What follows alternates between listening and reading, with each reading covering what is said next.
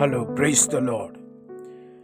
இந்த நாளுக்கான வேத வசனம் 2 தெசலோனிக்கேயர் 1:3.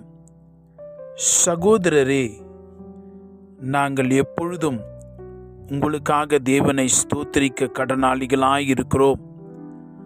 உங்கள் விசுவாசம் மிகவும் பெருகிறபடினாலும் நீங்கள் எல்லாரும் ஒருவரில் ஒருவர் வைத்திருக்கிற அன்பு அதிகரிக்கிறபடினாலும் அப்படி செய்கிறது தகுதியாய் இருக்கிறது என்று நாம் வாசிக்கிறோம்.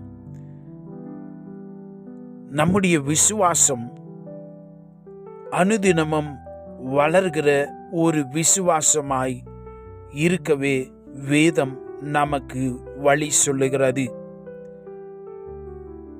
எல்லாருக்கும் தேவன் விசுவாசத்தை பகிர்ந்து கொடுத்திருக்கிறார். நாம் ரட்சிக்கப்பட்ட பொழுது God has given equally the measure of faith. ஆனா யாருக்கும் கம்மியோ ஜாஸ்தி அவர் கொடுக்கல.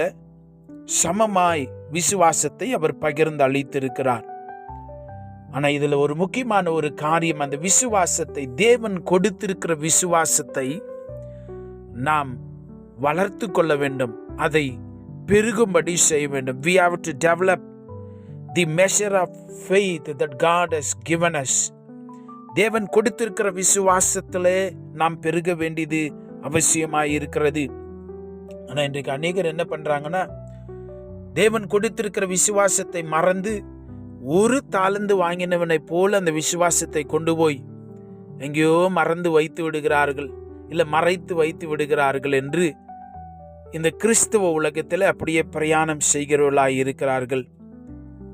அப்படியல்ல, தேவன் நமக்கு கொடுத்திருக்கிற விசுவாசத்தை faith can be increased, it can grow, அதை வளர செய்து பெருகுகளாய் நாம் இருக்க வேண்டியது அவசியமாய் இருக்கிறது.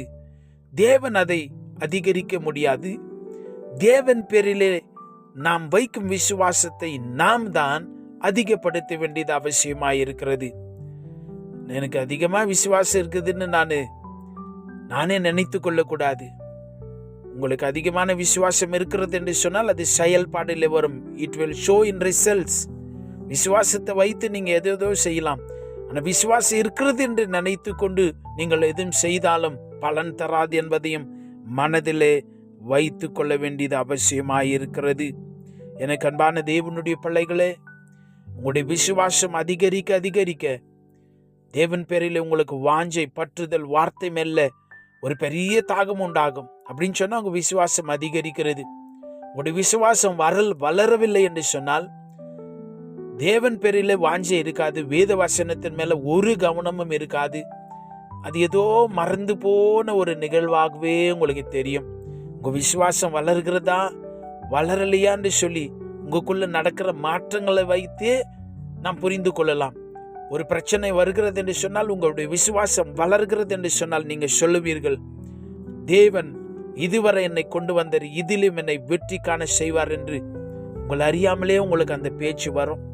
அதுதான் விசுவாசம். காரணம், faith is that one going to take care of the things. நீங்கள் இல்ல, உங்களுடைய உள்ளான மனதில் இருக்கிற அந்த விசுவாசம். தலை விசுவாசம் இருக்கக்கூடாது. தலையில மட்டும் கொஞ்சம் பேருக்கு விசுவாசம் இருக்கும், ஆனா உள்ள மனசுல ஒண்ணுமே இருக்காது. அப்படி அல்ல, இது உள் மனுஷனுடைய அந்த உள்ளான மனுஷனுக்கு சம்பந்தப்பட்டது, வெளி மனுஷனுக்கு அல்ல. தலை விசுவாசம் இருக்கக்கூடாது, உள்ளான மனிதலே அந்த விசுவாசம் இருக்கட்டும். எனக்கு அன்பான தேவனுடைய பிள்ளைகளை, 2 விதத்துல இந்த விசுவாசம் பெருக செய்யலாம். வசனத்தை நல்லா ஊட்டுங்க உங்களுடைய உள்ளான மனுஷனுக்கு. Feeding it on the word of God. 2வது, உங்களுக்கு எவ்வளவு விசுவாசம் இருக்குதுன்னு சந்தர்ப்ப சூழ்நிலை வருகிற பொழுது சோதித்து பாருங்கள். அல்லேலூயா. ஐயோ, பெரிய கஷ்டமாச்சே, அப்பதான் உங்களுடைய விசுவாசம் உங்களுக்கு இருக்குதா, வளர்ந்திருக்கிறதா என்று தெரியும். எனக்கு அன்பான தேவனுடைய பிள்ளைகளே, நம்முடைய விசுவாசத்தை துவக்குகிறவரும் முடிக்கிறவருமாயிருக்கிற இயேசு ராஜாவை நோக்கி நாம் ஜெபிக்கலாம். எங்கள் தகப்பனே, எங்களுக்கு விசுவாசத்துக்கு மாதிரியாய் மாறினவரே, எமக்கு ஸ்தோத்திரம். பிதாவை சார்ந்து கொண்டு ஏராளமான காரியங்களை எங்களுக்கு முன்மாதிரியாய் வைத்தீரே. இன்னைக்கு நாங்களும் நீர் எங்களுக்கு தந்தரிலுன ஆண்டவரே இந்த பரிசுத்தமான விசுவாசத்தை கொண்டு வார்த்தையில நிலை கொண்டு வளர, விசுவாசத்தின்படி வாழ எங்களுக்கு சொல்லித்தாரும், கற்று தருவீராக ராஜா. உணர்த்துவீராக, பேசுவீராக. நாங்கள் விசுவாசத்தை மறைத்து வைக்காமலோ மறந்து விடாமலோ இருக்க பரிசுத்த ஆவியானுடைய அக்கினி ஒவ்வொரு பிள்ளைகள் மேல இந்த காலையில் இறங்குவதாக. நம்முடைய பிள்ளைகளை பலப்படுத்தும். இந்த நாளில் நம்முடைய பிள்ளைகளை கரம் பற்றி வழி நடத்தும். புதிய கிருபைகள் தாங்கும்படி செய்யும். இயேசுவின் நாமத்தில் ஜெபிக்கிறோம் பிதாவே. ஆமென். God bless you.